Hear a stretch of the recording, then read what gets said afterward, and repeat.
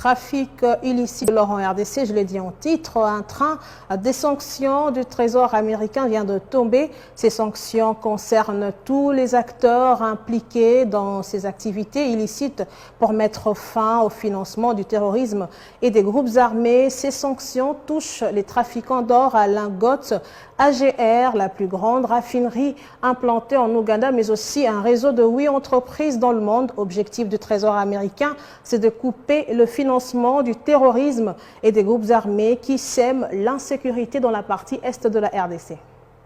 Certaines raffineries d'or implantées en Ouganda font partie des destinations directes où transitent de l'or exploité illicitement dans les mines congolaises avant d'être exporté dans les marchés internationaux. Révélation faite par le Trésor américain. Les USA considèrent que ce commerce illicite de l'or est un moteur majeur des conflits où les personnes impliquées utilisent ces revenus pour financer les conflits armés, tout en privant le pays et son peuple de ses revenus légitimes. Il fallait frapper fort. Les personnes impliquées sont donc sanctionnées. Alain Gotz et l'African Gold Refinery, l'une des plus grandes raffineries d'Afrique installée en Ouganda, ainsi que 8 entreprises de son réseau, dont 4 basées en Belgique, 3 basées aux Émirats Arabes Unis et une enregistrée aux Seychelles, viennent d'être frappées par les sanctions du Trésor américain.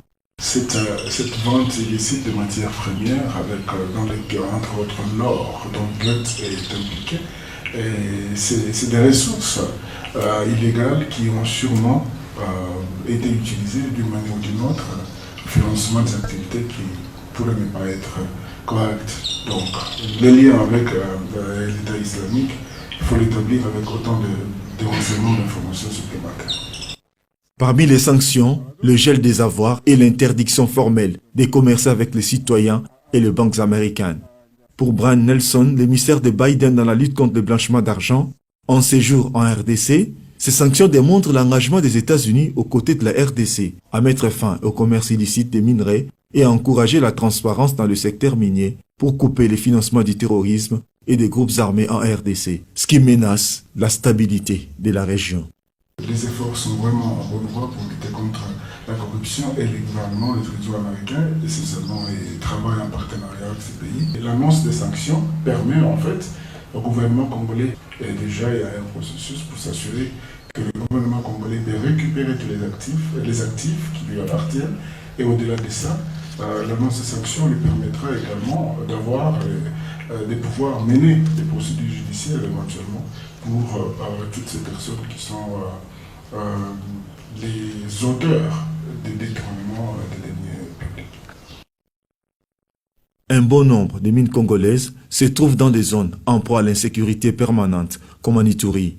S'attaquer au commerce illicite, c'est couper le financement de ces djihadistes et des groupes armés. Ainsi, la RDC et son peuple pourront bénéficier des vastes richesses minérales qui regorgent ces sous-sols.